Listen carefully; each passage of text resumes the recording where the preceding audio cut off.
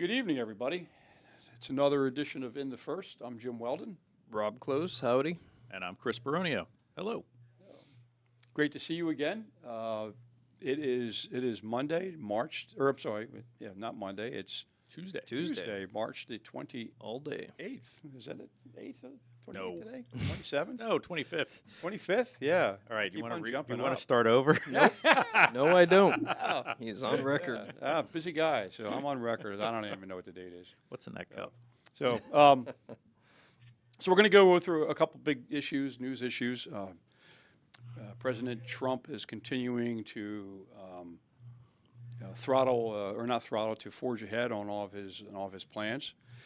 The big controversy that came out is probably, I would assume, it's a setup, but there was a chat discussion on Signal. amongst some of our higher ups, talking about some potential military action against the Houthis. And if you're not familiar, Signal is a group chat app that's encrypted. Yep. So it's military uses it. A lot of people They do. use it for that purpose. Yep, it is encrypted. It is approved. Tulsi Gabbard, she said it is an approved device that they utilize. It is something that's needed because it's while they'll get into going into a SCIF, which is a secure location to make communications. It's challenging to try to communicate or coordinate when they're going to do things like that, and so they do use this. Well, unfortunately, Mike Waltz, who is the director of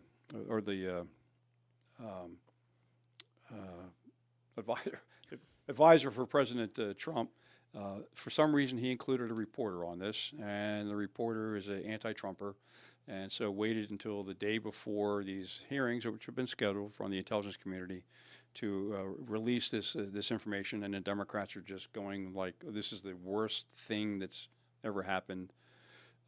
Probably after Aaron Burr sold the plans to West Point, this is probably the worst thing that's ever happened. Not really talking about what Hillary did with her information, top secret information on a server sitting in a closet somewhere. But anyway, so they're making hay out of it, and that's been probably the big issue today. There's going to be all sorts of congressional hearings, and this is just horrible. And in the meantime, the Republicans saying, hey, not the best thing that could have happened. Having a reporter on there. Definitely an unforced error there. Yeah, it was an unforced error, but there's nothing really secret about it. It was just a way of communicating it as an approved device. And yeah, for the record, like the information that you share there, it's still not information that would be on like a secured network or a secured facility like a SCIF or something. Correct. So it shouldn't have happened. It shouldn't have happened, but it's not what the Democrats. There was no impact. No, it's not what the Democrats are making it out to be. But what the Democrats have been doing is that they are determined. They will do everything to stop Trump, everything, and that's not playing well for them. Because in polling, and I just was listening to Rasmussen polling before I came in here for the podcast, the American public is totally supportive of everything President Trump's doing. They're supportive of Doge. They are supportive of getting rid of Venezuelan violent gangs. And the Democrats are fighting it tooth and nail about the poor injustice that occurred for illegal gang members who are creating terror in our neighborhoods that they were whisked away out of the country. And so the Democrats are fighting that. And it's not playing well. It's playing so poorly that even polling amongst Democrats is they're not happy with their own party. So they are determined that they're going to do everything they can to stop Trump, just to stop Trump, and not to work with the Trump administration to try to figure out the best way of solving problems. And traditionally, what has happened is, and I remember when Obama was president, and they had the retreat, and Eric Cantor was. I think he was the minority leader then, and he raised some questions to Obama. And Obama said, "I won the election. and that's it, consequences. So, but typically what they do is they do try to work together. Elections have consequences. Elections do have There consequences, you go. and we're going to be talking about a lot of those consequences here in Delaware. So anyway, that's a couple Quite things. a number of them. Yeah. So we have with us Erin Chronister. Erin, say hi. Hey, thanks for having me. Yeah. So, Erin, I don't know. I will call you a Facebook influencer. How does that sound? I don't I know would about agree. all that. Yeah. So she is on Facebook. She has a massive following. She is hot on stuff. I mean, there's so many fascinating things that you discuss, and we're all huge fans, and so it's a real treat. Now you live far away from here, so in a undisclosed location. But so we're doing the Zoom to accommodate you, and you have your family and stuff like that. So we really appreciate you spending the time with us. But we're going to go over a little bit of background, and I'm going to ask you a couple questions. So one of the things that you became a female firearms instructor in 2019. And then you started a local organization called the National Organization of Well-Armed Women at the Bridgeville Rifle Range. And then you also founded the Women's Defense Coalition of Delaware with another mama. Then you became I've been with Delaware Tactical, right, for 5 years. Yep.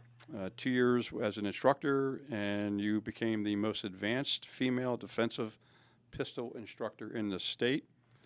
So, guys, don't mess with her because she knows how to take care of it. And you were also on the DSSA board. So, Yeah. So I kind of wear a lot of different hats. But they were all in the realm of the Second Amendment. Um, when I ran the local branch of the Well Armed Woman all the way up until they changed. So I think they changed the name to Armed Women of America. mhm. Um, and we got custody of two grandbabies. So some things needed to change. I was on the board of the DSSA for about a year. I and like right after I was elected to the board is when we got the babies. So I did just step down um, because it's just not possible. Right. Not all things are possible to be doing. And then as far as Delaware Tactical, I've been there for a total of about 5 years. I think I started there late 2019, maybe early 2020. But the first 2 years was a rigorous instructor development program where I was there every Saturday and every Sunday, every weekend, being able to, just sit in the classes, start coaching on the line, and learning everything that I could before I even started teaching on my own. So it's been a great experience. Just out of curiosity, if you don't mind telling me, what's your favorite weapon you like to carry? I'm a minimalist. Hmm. I am probably one of the biggest minimalists you will meet. Mm-hmm. If I could live in the middle of the woods in a cabin, I would. So that being said, uh, I actually prefer my Springfield XD Mod 2. Mm-hmm. Um, I I don't know. It was the first gun that I chose for myself. It's perfect for me. Um, so Rob, that's Rob's going the to one pull I that. always. Rob's going to pull that up so people can take a look at it. So I'm sorry. Go ahead. Yeah. So. Yeah, so I always kind of I that one's like my baby. Mm-hmm. But when I go to classes or I train or something like that, I usually use the Shadow System MR 918. Okay. So that one is a little bit souped up. It does have the optic on it, and I swore I would never have a gun with an optic, but all my peer instructors had one, and I'm like, well, let me try it out. Um, well, when you try any kind of gun, once you try it, you have to have it. For sure. Yes. So I got one. Now, the only problem with the optics is that for conceal, it's a little challenging. Um, I mean, I really haven't found concealing it to be a challenge. Mm-hmm. Now, when I ran the women's chapter out of Bridgeville, um, I would throw on a tank top and throw on like a Dean Adams tank holster Mm-hmm. So it was a tank top with holsters on the right and the left side. Right. And I would go in and I would teach a class on like, concealed carry, like how are we doing this as women with our different shapes and statures and the way we dress and stuff like that. And I would go on a t-shirt, Hmm. and I would talk for about 30 minutes talking about different holster options and stuff like that. And then, we get into the part where, the skinny ladies are like, I can't carry and hide anything because I'm too small. And then Right. the bigger ladies are like, well, I'm too big. I can't conceal, you know, with how everything fits me. And I would just lift up my t-shirt and I've got like 3 guns, 7 mags, a tourniquet, maybe a pocket knife. Whoa. They're like, "Oh my gosh, like how they didn't notice." Yeah. And Right. all I had was a t-shirt on, so it is possible. Yeah. Um, Wow. so that being said, I haven't had trouble with an optic. Yeah. So my go-to carry is the P365. That's And a good choice. yeah, it is. I thank you. I love the 6 hour. It's a great gun. It's very easy to conceal. I can stick it in my pocket if I wanted to. And what I love about it is that they created that double stack in the Mhm. magazine, so I can I got you know well, they're actually making them bigger now, but you can have 14, 15, and then have one in the chamber. So you're carrying 15 or 16 rounds, which is pretty nice for a small gun. It's 9 millimeter, right? I mean, that's the only problem, the Mhm. only drawback. But the nine is probably the most popular caliber, just because of the cost. Even though you're not going to have the knockdown power of the P229, which is what I also carry. I have 2 of them, and which is a 40. But yeah, those are the good ones. And then when I was on the Newark Police, we carried back in the day. We carried the 6506, which is a 9 millimeter Smith and Wesson. So Yeah, I mean, there's a lot of discussion surrounding caliber and what the best caliber is and stuff like that. I think with the advances in ammunition these hmm days, um, 9 millimeter just makes a little bit more sense, I like you think said, so. because of that price point. But also, I mean, it's reliable. It functions well. It does what it's intended to do if you have a good defensive round. Yep. Um, we have a lot of discussions surrounding caliber, um, because we the majority of the women's shooting chapter I ran were women 65 and older. hmm It's not a lot of women come in especially if they've never really been involved in defensive shooting or carrying, where they prefer like a 22. And they have so many people tell them, well, a 22 is not going to do anything. And they asked me what I think, and I'm like, well, we're really not going to have an argument about caliber, but what we are going to talk about is functionality and how that is going to operate. And if you're going to carry a 22 because that's what you can safely and adequately use, hmm then we're going to really drill into malfunction drills because you're going to have a lot, Oh yeah. and you got to be fluid in that. And then we're going to teach them to shoot a little bit differently. We're not going to teach to shoot for the harder areas.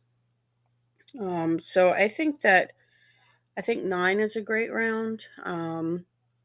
I personally do not like 40. I had the Smith& and Wesson, um, and it was chambered in 40, and I was like, "Oh, this is horrible." So What 9 what is where about I it? kinda stuck with Just that. what about the 40 didn't you like? Well, the Smith& and Wesson, the Shield, it's kind of a smaller I framed have gun, one. so, Yep. Yeah. there's not a lot of room for that recoil to be distributed It's a in tough that one. frame, Yep. and it was just a little much for me. Yeah. So I think it's a I little. don't. That shorter gun like that, the 40 packs a pretty good punch, and I think not just for women. I think a lot of men have a problem with it too. Um, and if I'm going to carry a larger caliber, I'll do my 229. I mean, it is a big gun, not easy to conceal, but it's a damn nice shot. Yeah, my shield's a 9 mil, but Yeah. what I liked about it was it had the full grip in the rear. I felt like when you're looking at you can't really see it. The viewers can, Yeah. but the grip on the shield comes all the way down flat on the bottom to the magazine. And if you look at like the I don't know, the 365, you see how it goes up at a 45 in the rear. That I didn't like the feel of it in my hand. Well, if when you get Glock has a lot of that too. when you get the extended, it's not that long. Yeah, you can get the extended mag. I actually have it with you, but I'm not going to show it. So here lies the argument. We have Glock people Mm-hmm. who like SIGs, Yeah. and then we have Smith and Wesson people who absolutely hate the Glock, and just because of that grip angle in the Yep. back. Yeah. And my husband is a Smith and Wesson fan, and he will try to use my Glock, and he's like, "This is horrible, the angle." Like, Well, I feel like it can be easily taken out of your hand too. there.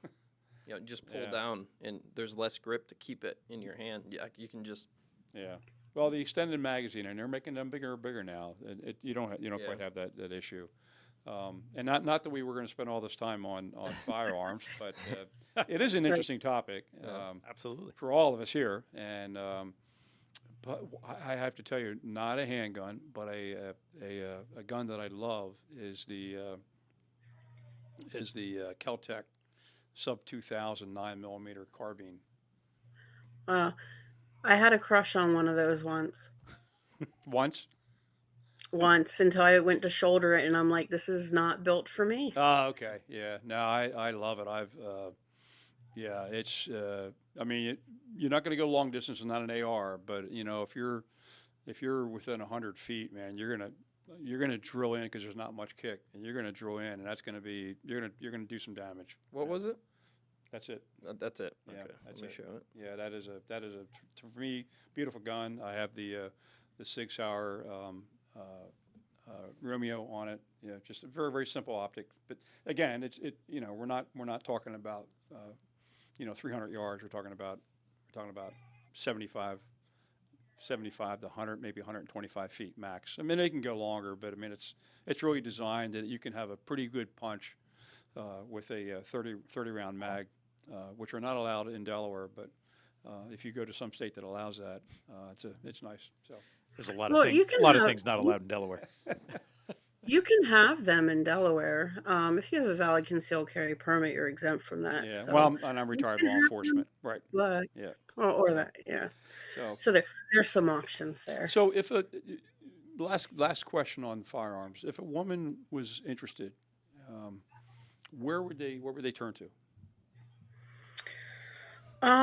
Well, they can definitely give me a call. Okay. Um, Part of what I do, and the reason for Women's Defense Coalition is because there are so many instructors out there who go take a 2-day class, become an instructor, and then just start teaching. Right.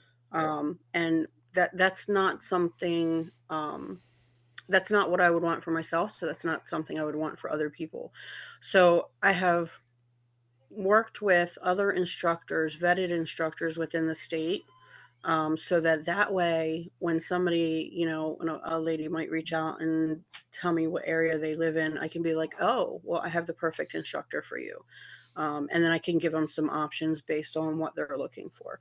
So they're always welcome to give me a call. My phone number is, Oh, you're going to put it out? No. Uh, How about they message you on Facebook? sure. they can message me on Facebook. Yep. They can reach out Do through you, Delaware Tactical. My contact information is on there Okay. under instructors. Okay. Good. for those that don't know what it means to get a concealed carry, or even in the instruction, do you just kind of want to give an overview of what that class would be and what the course looks like and how to like go through and get your concealed carry? Maybe just what's it the take? high level. Yeah. Sure. Yeah. So, if you want your Delaware permit, it's an 8-hour class.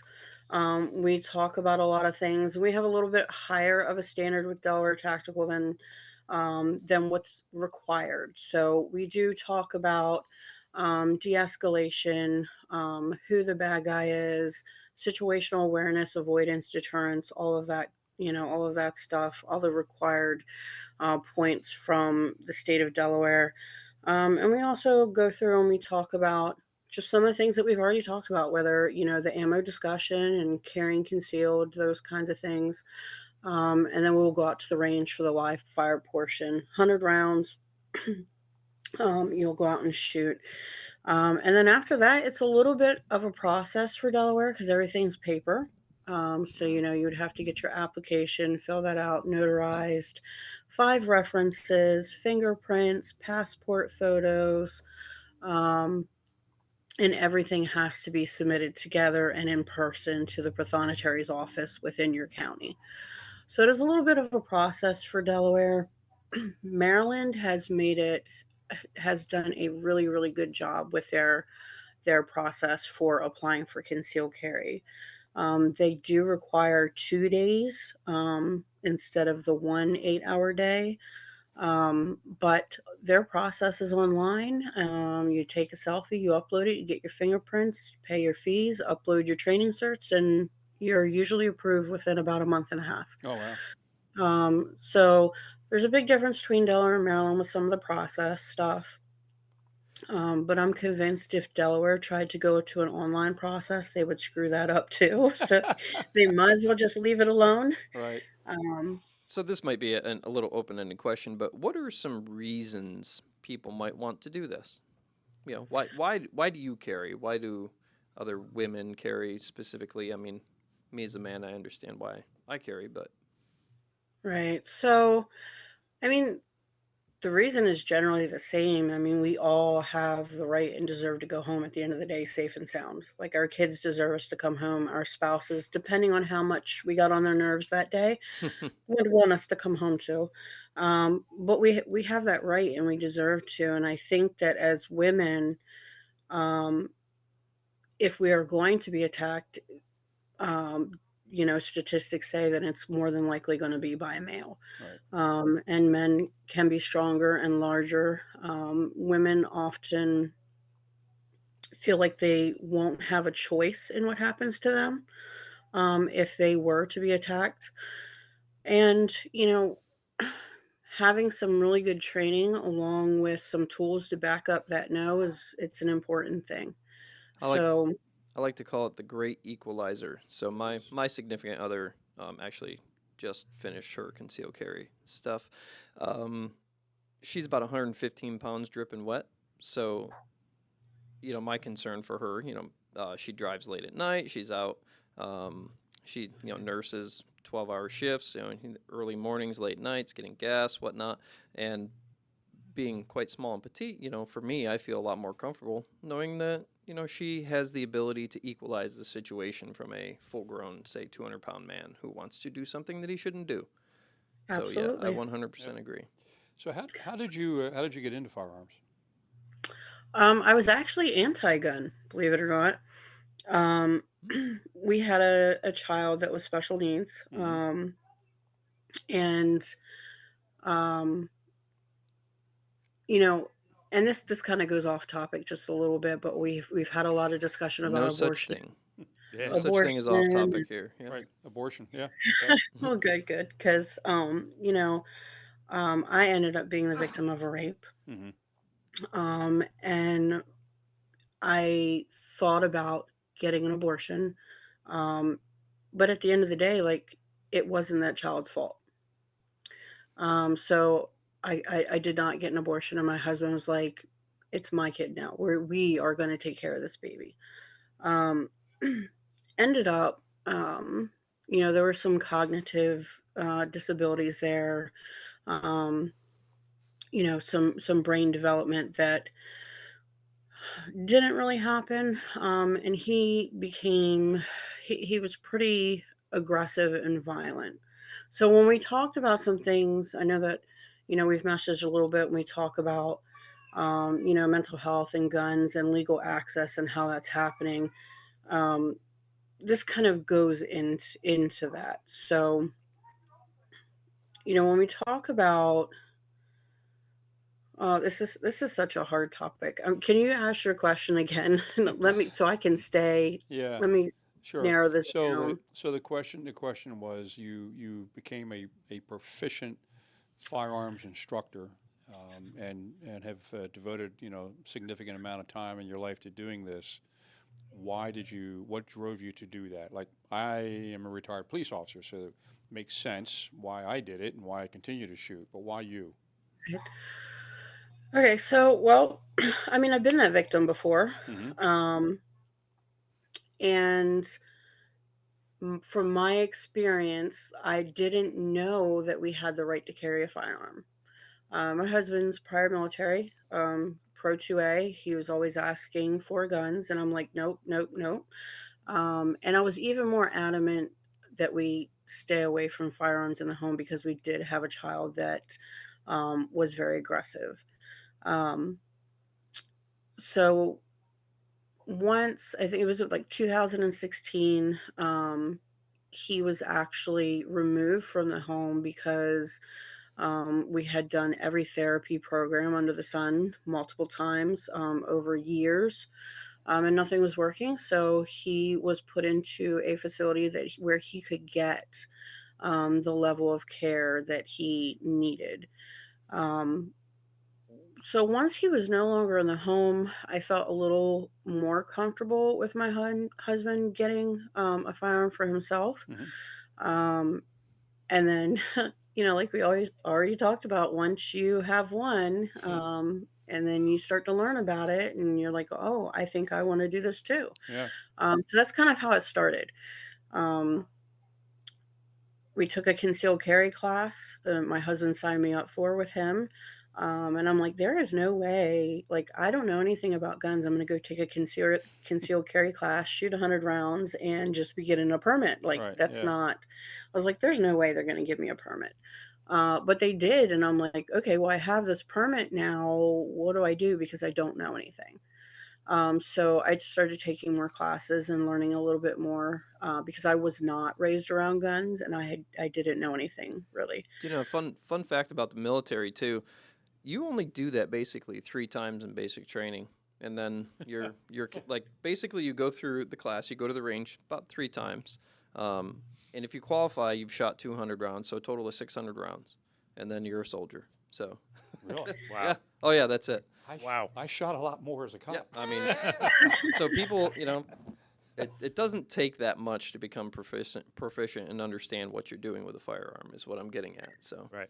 No, it definitely doesn't. But I think that inner part of me was like, I am not comfortable with it. Um, I think because I had so much fear surrounding weapons and stuff just from my past history. And I think that I just needed a little bit more, so that I could feel particularly comfortable with carrying, understanding how it operated, learning. Like, I am that person that wants to know everything before I do it. We kind of gathered So I did that. everything pretty much. I'm not surprised by that, Aaron. Yeah. Uh, So you had this passion and you became very proficient at it. But you have some other passions too. And anybody that follows you on Facebook uh, always looks forward to your many posts on a wide variety of topics. Chris has a question for you. I do. Yeah, I've been following you, and I'm fascinated at your ability to uncover an issue and be on top of it in terms of posting. And I would love for you to talk a little bit about, like, basically how do you do that? I'd love for other she just people. said it. She has to know everything. Yes, yeah. So how do you know everything? How do you learn everything? I'd love other people to get a sense of how you do it, so that maybe they're a little bolder and more confident in their ability to do it. yeah, so I mean, I am that person that I want to understand the whole picture. So when I see something and I want to know more about it, I just start digging. So for example, if we are going to talk about, this whole Delmarva Power electric issue, I don't know anything about energy or how that works, or I didn't know anything. All I knew is my bill is too much and I Yeah, don't want to pay it. right. So I'm like, how do we figure this out? So it does take a little bit of time. It took a little bit of time to learn what certain words meant and what certain phrases meant within the industry. So it's just a lot of basic research of just figuring out, okay, what's in the delivery fee? What's this mean? And going from there. But the main starting point is to look at the legislation. Um, Law touches everything. Everything in the state is controlled by some sort of, law, policy, regulation. It's all implemented from somewhere. Um, and I think because I was involved with the Second Amendment so much and looking up that legislation, it made me a little bit more comfortable at looking at the Delaware legislative site, Hmm. and trying to figure out how that worked. Because it's not exactly user friendly. It is not. But I love that That's they have the function up the top that you can look up a keyword. So you can look up a keyword if you don't know the bill, um, and that kinda opens the door to some things. So when I look at some of the posts that the lawmakers make, I wanna know more about it, and then I just start kinda searching around. It's really simple to do a Facebook search as well. Um, so that way, if you type in a keyword like Delmarva Power, it's not just gonna pull up Delmarva Power's Facebook page, it's gonna pull up you can look up specific posts about it as well. You can see what other people are saying. Um, and I think that's really important. I saw a post on Facebook, and somebody had commented in it, basically saying that ranting on Facebook was worthless. Um, and I disagree because the majority of the information I get, I can go read on Facebook and then I can look it up myself. Um, Hmm. but it definitely gives you some idea of what you're looking at, what you should look for. So that's kind of just how I started doing it. I love But that. It starts with that questioning attitude, right? it does. Which is like, I don't know, somebody said something, somebody told me something, a legislator, made a statement. Is that true? And then you dig into it. I love that. And I just showed how to search for bills Oh, okay, Oh, good. sweet. well. Good. So Yeah, thank you. Thanks. That's really helpful. So, do you, like, as I watch your feed, right, you're covering issues from energy to Second Amendment to the transgender bills that are going on to education, and you're not just covering education with bills in Dover, but you're hitting, um, different school systems around the state. So, like, how do you cover all of that? Are you following, like, do you make it a point to just keep following different people on the school boards and the legislators and other influencers that you pick up along the way, or can you give us a sense of how you're getting all of this info coming at you?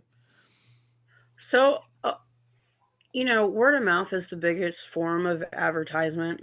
I truly believe that. And when you have people that you communicate with regularly who are involved as well, that cuts out half the work right there because then somebody says, "Hey, did you know that this happened?"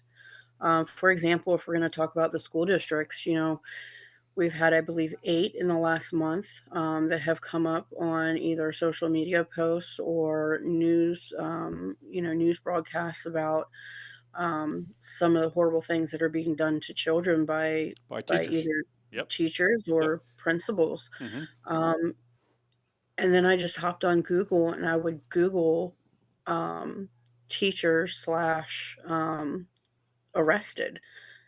And when I did that, I was like, "Oh my god, what?" It was a lot. It was a lot, and it went back. I probably scrolled back for about a decade, and I don't think a lot of people realize just how much this happened. So, I can guarantee you they do not know, and Right. and Chris knows very much so because he ran for state representative in the 8th representative district in Middletown, and he would try to talk to people about issues, and they have no clue, Right. none. Head in the and I sand.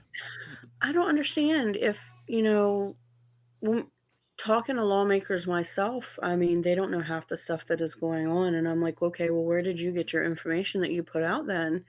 Because I am a questioning person. I wanna know for myself, is it true? And that means that I need to take a look at it. Um, and when you start taking a look at it, uh, and you realize, okay, this is true, and then you wanna know why your lawmaker, doesn't know about these things, why people in the district of the schools don't know about these things, and I think that word of mouth and communication, with one another is really, really important, but I think that I don't know if it was the pandemic or, the whole Biden Trump hate thing where people can't communicate anymore. It's become very divided and hateful. And I think one of the things that I had done such a good job with for so long was really making sure that I can communicate with anyone on any topic, no matter which party they are, because I can understand all sides of it and I can have a civil conversation with somebody. Um, and it's okay to agree to disagree. Hmm. It's But one of the reasons we started this podcast. It There you is. go. It is. I wanted to, there's a couple of things there to use I thought were very important.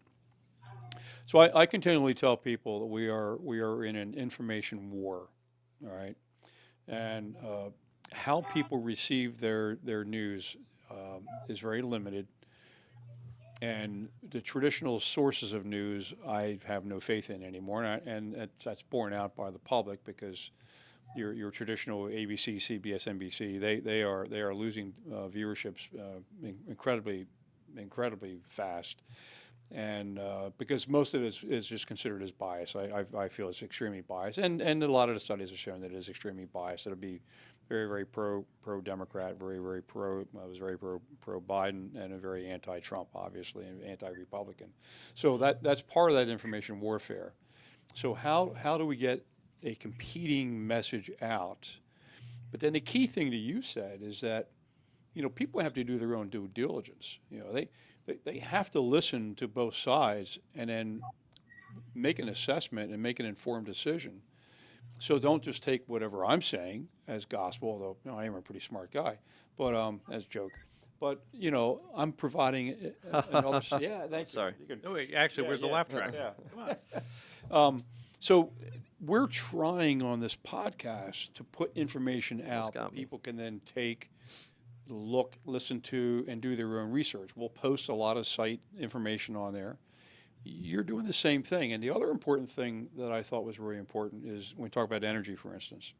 So Chris here, my good friend, he's got a mechanical engineering degree. He ran a nuclear power plant on a submarine, so he knows energy pretty darn well. Most people do not. And what you talked about is that you have to start to understand some of these basic concepts. And what I really appreciate about what you do is I'm reading all of your posts is that you really do a very excellent job of explaining it to somebody who. Is new to the topic. Correct. Yeah, it's it's not, not- having a mechanical engineering degree. They're not run a power plant on a nuclear submarine. Somebody who just says, "Man, my bill's expensive too. Why?" You explain that. well, um, I was probably an odd child where I spent more time reading than doing other things. I thought reading the dictionary is fun because words are important.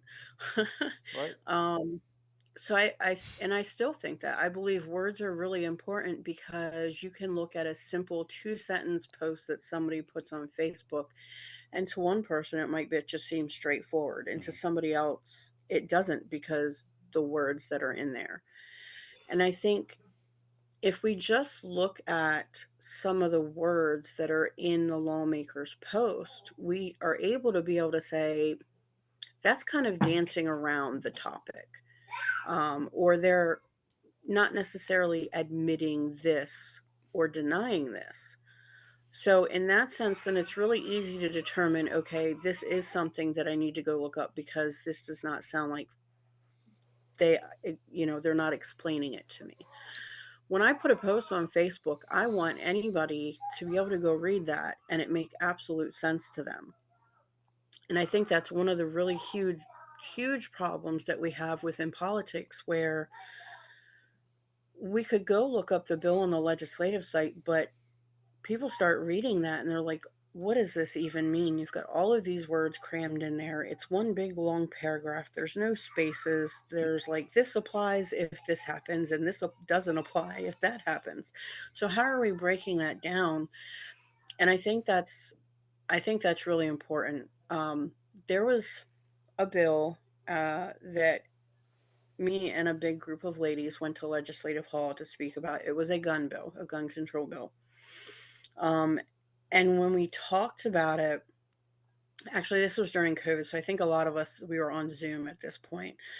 So when we talked about it was odd because I remember Sherry Dorsey Walker stopped public comment and gave this whole speech that was demeaning and shaming and told people that they could not interpret a bill Hmm. and they had no idea what it actually meant. So we also live in the age of AI now, and if you do read something like that you don't understand, just copy paste it into Grok or ChatGPT or Claude or one of the AI agents, or do them all. Actually, it would probably be better.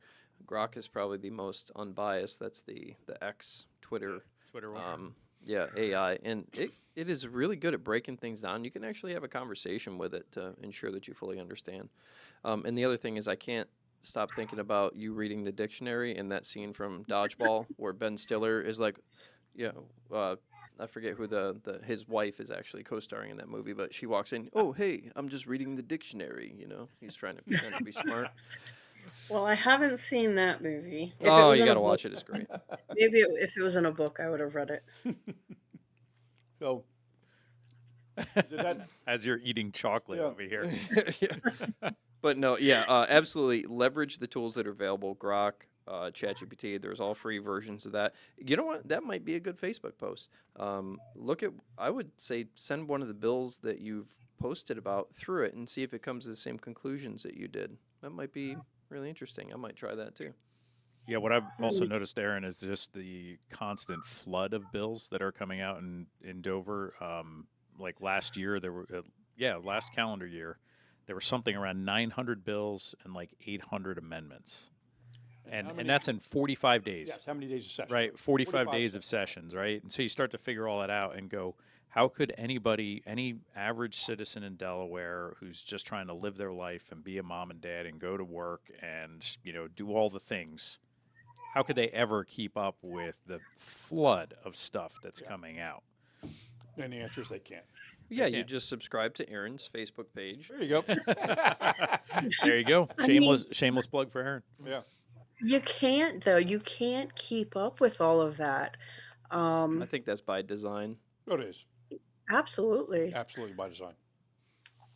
I know just from the gun control bills that they would hold those suckers and they wouldn't put them on the schedule. Yeah. And then it was all of a sudden, we're already starting the committee meeting and boom, it pops up on the schedule. Yeah. I think that's where you should leverage AI tools so you can read summarize a 2,000-page bill like that and get the gist of it.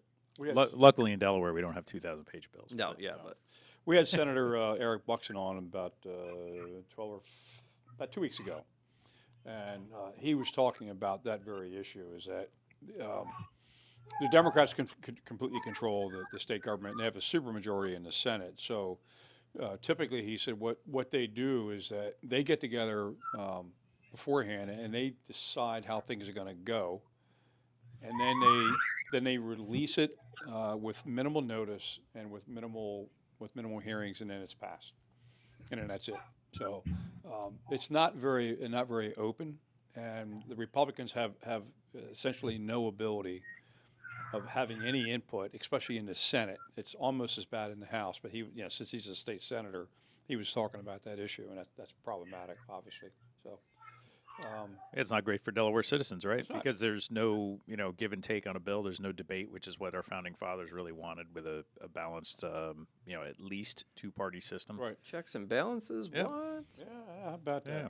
So you have posted quite a bit about energy and our utility bills went sky high. Now the Democrats would tell you that there is nothing that they have done which has created this issue, other than the fact that people had to use a lot of electricity, and that's the reason why it's very expensive.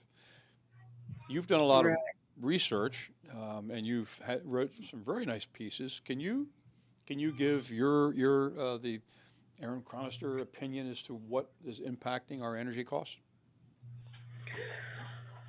So I think that it was interesting in the 224-25 Energy Committee meeting within the Senate. And before that ended, Senator Hansen made a point to ask the question, so it's not Delaware's legislation that caused this, correct? And in response to that, the answer is no. However, when you look at all of the states in our region that have signed on to RGGI, and you Affectionately understand known that, as Reggie, right? Reggie, or Reggie, Regional Greenhouse Gas Initiative. Right. yes, it's interesting to see that we are surrounded by states that did sign on to that, and within their states, their power plants have closed down, and that's how Reggie is designed to work. It said that on its own website, and that's kind of what upset me. I'm like, well, this is what the website is saying. This is Explain, what we signed on explain, to. Aaron, explain how it's designed to work. We got to really So, help connect the dots here. I'm sorry. So, for just a very basic perspective, is it just drives them out of business by requiring so much energy to come from green energy sources. So then it becomes too expensive for them to run, and they end up closing their plants because it's not being utilized. Um, so when I read that on the website, I was shocked to see that and to see that the lawmakers are saying that no, this isn't happening. And it's not because of SB 33 or any of the other green energy mandates that we've passed. Yeah, what I But found it. Oh, go ahead. um, Sorry. Delaware is so small.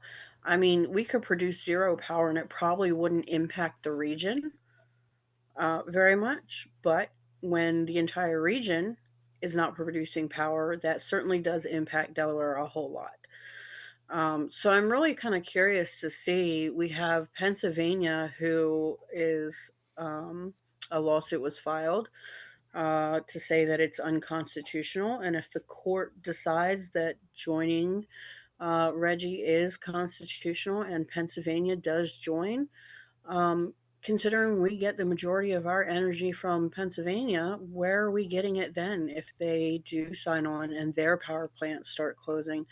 So that's a big concern for me. I mean, I would not personally mind being Amish. I think the children would really benefit from learning hard work, Right. right? Because it's not just popping, dinner in the oven and cooking in the house. It's hard work, Right. but um, you know, the world is not prepared to become Amish really quick. No, So not when we have such high energy demands. And we've focused on this podcast on several different discussions, quite a bit on that. We had Dave Stevenson in from the Cesar Rodney Institute, who spent a lot of time. He spent a lot of time talking about the efficiency of renewable energies and the costs associated with it, because it's not Yeah, very, and reliability. yeah, not very efficient, not very reliable at all. Solar really only works when the sun's out. What? Yeah, I know. And I've done that 3 times. yeah, and wind only works when the winds are at an appropriate speed, and Not too fast, not too Too slow. slow. Goldie, Just Goldilocks. right. just right. Yep. And the highest energy demand is in the summer In winter. and winter, It's and that's most when you windy. have your least amount of wind. So he went through these. Oh, sorry. Yep. Mm. So he went through that. Chris, go Yeah. ahead. You want to? Well, I was going to say, yeah, because there have been other podcasts where we dig into all of those issues. I wanted to come back to what Erin was talking about with like the testimony and statements made in Dover. Yeah. Because I think that's where when people start to open their mind, when they start to have a questioning attitude, and they start to really listen and read what is being put out, right? What's the messages that's coming at us? They can start to hold our legislators accountable.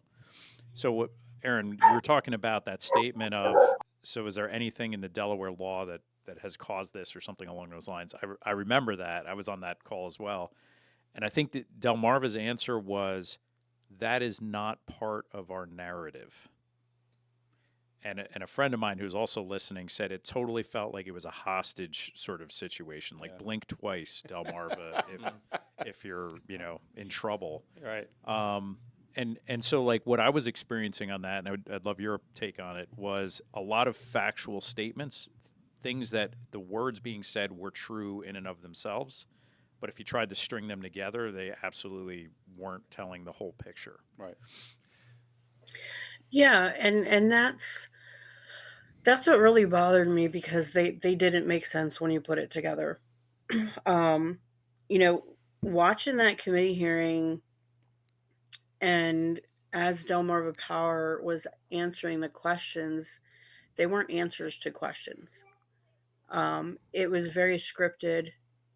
It was like, um, I've seen, we've all seen movies where maybe mommy dearest is really mean to the children or something, and they're in front of a group of people, and the mom would go, "Oh, mommy would never hurt you, right?" And that's Right. exactly what it was like Yeah. watching that happen.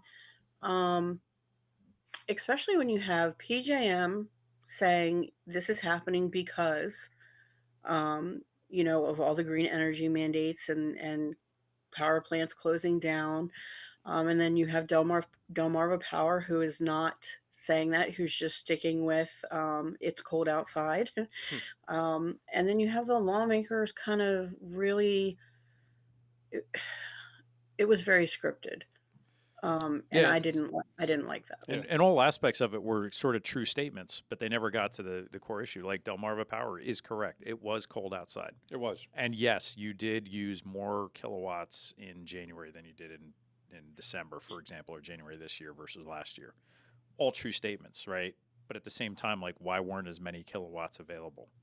Why do you have that thing that's called a transmission capacity charge that's on your bill? Right. Nobody's been discussing that, by the way. We're not going to go down that rabbit hole on this convo. But it's like all of these are the things that you have to dig into and then put them all together, right? Indian River, just sitting there idle. Yeah. Well, why is that? So Right. would you agree then that there is a push in our legislation, or our legislators are pushing to do something with our power grid that is going to make it more expensive? Yes. Consciously. Yes. Well, yes and no. Okay. They are going to do things with our power grid that will make it less carbon based. And that is Okay. all I care about. That's a good way to say it. So Okay. all they care about is less carbon because content. bad for the environment. Right. Oops, your power bill went up. Let me see if I can fix that after the fact. Right. Well, they don't even care about that though. Well, that's why, Erin, is this what you're seeing now with the flurry of bills related to energy? Is we now have a problem. Let me see if I can slap some Band-Aids on it. It's a Band-Aid. It's temporary relief. It's not. It's not. They're not ending the Delaware climate change plan. They're not stopping that. They're not. Correct. They're not pulling back any of those requirements that exist. All they're doing is put a Band-Aid to make it look like they're doing something, when the reality is the root cause is going to continue to be the root cause, and there's not much you can do about it. Looks like the until you car's stop going over a cliff. Right. Do we want to hit the brakes or turn the wheel? No. Like, let's put padding around it, or see if we can, make the cliff shorter somehow. Yeah. So for our viewers, Yeah. pollution's bad, right? We don't want to live in Totally a polluted agree. world. Yeah. Climate change, I think the jury's still out on it and whether or not. Fascinating report came out this week with lots of peer reviews on it, and included David Legates, who's here from Delaware. Right. And they are saying that the data is now more and more compelling that it's absolutely not man-made. It is not man-made. Yes. So pollution is like, we can measure pollution if you've got polluted water, if you've got Absolutely. smog in your air. That is absolutely something that we need to be concerned with. Yep. And I think our power generation systems have become very good at addressing the pollution. Burning coal, we talked about how we should look into this again though. What was that new technology to where you could take the carbon dioxide from the burning coal, and Yeah. they were Yeah, you can actually you can generate oxygen. You can generate oxygen with it. Yep. So Yeah. convert it to oxygen. So you're splitting the carbon and the oxygen molecules, and so there are technologies that are making it cleaner and cleaner, but we're not adopting those technologies. We're just pushing. Nope. We're going to wind and solar. Yep. Yeah. Um, Erin, in a few minutes left, there's so many other topics to hit. What would you like to discuss next? Oh, Um, so I'm actually want to hit on a couple things with this energy crisis real quick, and the Yeah. fact that our lawmakers are, well, the Democrat lawmakers are completely ignoring the cause. They're completely ignoring the solution. I think that's really important to talk about because, I mean, the Democrats have put up several bills, and like it was already talked about, they don't do anything. It's not even really a band-aid because it's not helping anyone at all. The only Can we use the thing reference they're just trying to put lipstick on a pig? that's a good one. I would agree with that. Oh, I'm sorry. Go ahead. Um, yeah, I would definitely agree with that because it doesn't do anything. It's still a pig, um, and it's not going to do anything to help these families. There are several um, groups, Facebook groups for women. Um, one of them, I seen it all year long where there are moms posting in this group asking how to get hotel vouchers and if there's any kind of funds available for housing because they are literally losing their children, their homes and their children because they can't keep up with the increase in prices. I mean, it's not just electricity that's gone up. It's not just those crazy delivery fees, but we're talking about the prices of food have been up for how long? Rent has increased so much um, in the last couple of years. Not only has rent increased so much, but there's a lack of housing. There are so many issues and there's so many policies that I have seen the Democrats put in place that have raised prices on things or over-regulated things to the point where they're scarce. You know, like daycares. Um, so there are a lot of issues when we're talking about looking at policies and we're talking about how they actually impact the people. I see it all of the time. I've watched it on this mom's page for the last year where they don't have food, they don't have formula. They are trying to meet people in parking lots in the middle of the night to pick up whatever that can get donated to them. So we have these electric bills that are skyrocketing, and people were kind of on their feet before who are just needing help here and there from the food bank or whatever because they don't qualify for welfare programs. Now we have electric bills that are sky high and the price of a mortgage. And I just want to throw out there that I am completely disgusted by the behavior from our legislature when it comes to this. The fact that we are completely ignoring it and saying, oh, well, don't Marva Power said they're not going to cut you off for this month. Right. What does that do? Yeah. So Or we're going to take some money from these really high bills. The bills will still be high. Right. We don't care about that. Well, we'll just take right. some of it and we'll give it to people who can't afford the bill. Right. So okay, it's a help, but it's like you haven't helped the people at the Which is who are paying high bills. Yeah, exactly. It's Dave Stevenson had stated in our podcast, which we did in I think the end of December, that about this is before the high energy bills came out in January, right? Oh, that's right. Yeah, we were talking to him Yeah. mid-December, late December. Yeah. It was, and he said that about a third of Delawareans struggle to be able to pay their energy bill. A third before the high increase that came in January. So, to your point, it's a serious problem. And when we went to the town hall over at Gunning Bedford Middle School, Yeah, this was up in Newcastle County about Right. 3-4 weeks ago, maybe. yeah, and it was Hensley Smith and Minor Brown who were there, and then Nicole. I think she popped in. Nicole Yeah, Ward. 3 representatives and senator. Yeah, one senator. Yeah. but people who stood up and they said, "Look, I cannot afford this. I'm going to lose my house because I can't afford my energy bill." And there was so many people that said that. Yep. So yeah, to your point, Aaron, it is a significant issue. And that meeting at that middle school, isn't that the one where Melissa Minor Brown showed up a little bit late She and did. brought the Sierra Club with her? Yes, she That is did. correct. Yep. Yes, she did. Like, Correct. is that not a slap in the face to the people? I mean, that's the Green Energy Club, It and is. that's clearly who is driving the policy for the state of Delaware. Yep. That was I it. have had so many people message with screenshots of all of these donations that are made to these lawmakers who are passing these bills from different energy groups. Hmm. And, it's really hard to believe that people can be bought. Um, but the more that I look at some of the stuff that is happening, and I'm like, Yeah. oh, this is definitely they're bought and paid for. They don't care. They're not listening. And like, Hanson said in her Facebook post, I think it was like March 14th, she made a Facebook post saying this is not what is causing the energy, bills to rise. And I will not back down. Yeah.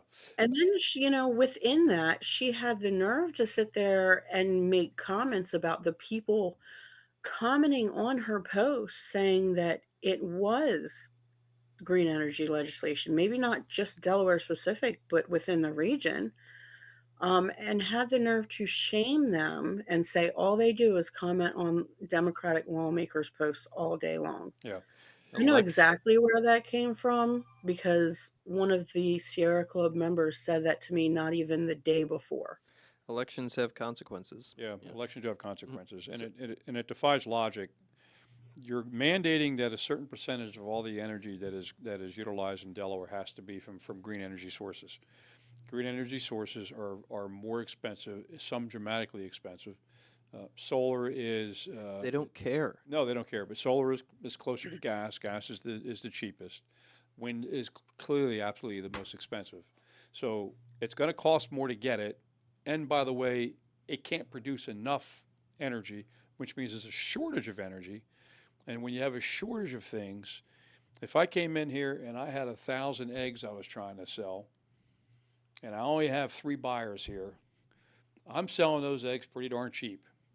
But if I So come in and I have 1 egg, they're trying to change people's well, behavior. they are absolutely. Yeah, they're by making the cost so expensive to meet their goal that they think they're saving the planet because Yeah. of environmental damage. So they're purposely driving the cost up. They know it's more expensive. They don't care that they think that people will change their behavior because they will have to survive. What- While And there's two pieces to this, and a lot of people focus on just the green energy requirement, Mhm. which is Aaron, you mentioned it earlier, SB 33, which I will admit does not impact bills right now, power bills right now, because SB 33 was just passed, and it talks about from 2025 into future years. Right. But what people need to understand on that is it's modifying a bill that's been on the books now for like 10 years, right? So There's- it's like the true statement is SB 33 is not the cause of your power bill increases. However, it is related to the other bill from 10 years ago that Right, is, it is. right? Right. But here's the other part of that. While they require us to have a higher percentage from green energy, and all of the things you said are true, right, about reliability and cost and all of that, they can't get it on the grid. The volume isn't there, Correct. right? So then what they have to do is they make up that volume using traditional sources, right? Natural gas, coal-fired, and nuclear. And through Reggie artificially increases the Inflates. cost of all of those, Right. right? And the reason why they do that is so that green energy looks cheaper, yeah, right? Yep. That's it. there is a And, bill and, HB and so it's like 80. a triple whammy Yeah. almost. Exactly. Yeah. So, So It's crazy. HB 80 is out there right now. It's primary sponsors Michael Smith and our friend Eric Buxton Yep. is the co-sponsor. And let me just read it real quick. This is to kind of roll back some of the, not even roll back, just kick the can down the road a little further. The renewable portfolio standard is the percentage of electricity that utilities must source from renewables. This is presently set at 25%, will increase annually, culminating at 40% in 2035. Delaware does not currently have enough renewable energy to meet the present mandate, let alone future RPS requirements. Renewable energy is also in short supply on the regional power grid. If it is available, consumers are paying additional distribution charges to transmit it to Delaware. If renewable energy is not obtainable, Delaware utilities are paying penalties to the state for failing to achieve the RPS mandate. In each of the last 2 years, Delmarva Power has spent about $13 million annually in such state-mandated compliance fees. All these cost multipliers are being passed along to consumers, making power more expensive for Delaware ratepayers. This bill recognizes the current flawed public energy policy and has resulted in renewable energy demand significantly outpacing supply. This legislation seeks to provide relief to Delawareans by rolling back the renewable portfolio standards to 10% and maintaining the RPS requirement for the next 10 years. So There's a bill out there. there's about Yep. House Bill 80. House Bill. Never seen the light of day. Yep. Is it? Yeah, it'll probably go to committee and then not be heard, and then it won't go It out for debate or vote. Probably will It never. sounds very It won't even reasonable. go to. It won't even go to committee. You can introduce the bill. They don't have to send it to the committee. The Right. Democrats control when Right. that happens. Fair So- point. So it'll never see the light of day. But House Bill 80 is out there, and that was Smith and Buxton. Yep. Okay. All right. There we are. So well, And there's another one that just came out 4 days ago from Senator Hansen. I'm not going to read it, but it is basically looking into using batteries to store energy surpluses for future use, Right. Mhm. which we talked about with our Dave friend David Stevenson, Yep. and you can watch that episode to understand why that's not really feasible. it's not. Yep. It doesn't work. $1 billion battery would give us about 4 hours of. 4 hours. Right. Yeah. Yeah. So, well, Erin, So- go ahead. Go ahead. That bill, she posted about that bill on her Facebook prior to all of this blowing up and people understanding what was going on and starting to ask questions. Like it was at the very beginning. She posted that bill on her Facebook. I had a conversation with a friend about that bill. And immediately I went back to look at it and it was pulled down. Because I had made a post about it. I was like, this is like the dumbest idea I've ever heard in my life. And, just kind of making light of it and not really getting serious about it. But it got pulled down. And I'm okay. Maybe they came to their senses and realized like this is a bigger problem than they thought it would be. I'm, the whole battery idea that requires businesses and homeowners and people to buy into that. And the cost alone with that, I think, would be pretty outrageous. And, where are they getting all of this extra money? Because we don't have it. Yeah. So, well, Erin, we have not even scratched the surface on some of the topics we wanted to hit. Would you be opposed to coming back later on and hit some of the other issues? I would not be opposed, but probably if I had a more focused topic, it would be better because Oh no, well, otherwise, Yeah, we could pick Well, one like education. That yeah, seems to be a there's hot so topic. many. There's education. There's a transgender issue. There's so many different topics. But I would love to be able to do that. Right now, this was our introduction to our viewers, to you, who they may not know you, and so I think we should, if you don't mind, we'll look at something in a couple We'll weeks. schedule a deep dive with Deep Erin. dive and deep There you dive go. in Erin on a and we'll throw some topics out and then come up and we'll hit one topic. Yeah, absolutely. Yeah, how's that sound? yeah, no, I appreciate that. I think I love conversation and discussion, and I Yeah. think that open conversation in a forum like this is really good. All right, talk Well- tomorrow. No.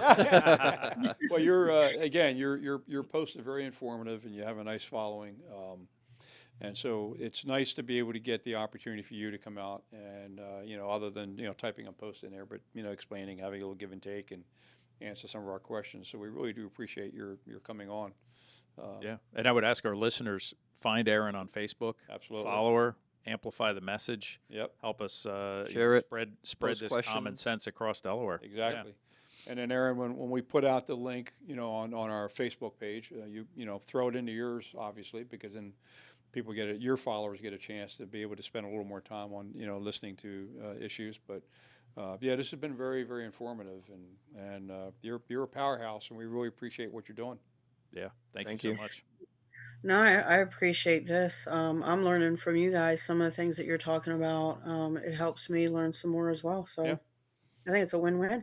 All right, it's a Excellent. win-win. Yeah, Chris just so- makes most of it up as he's going along. I do. For the most part. Yeah, right. Yeah, I got a magic 8 ball. Yeah. Cool. All I mean, right. that's kind of how I live my life, but you know. Well, Erin Chronister, that's in the first. Thank you very much. Appreciate it. Thanks, Bye, No, everybody. everybody. thank you. Take care. You too. Bye. Bye.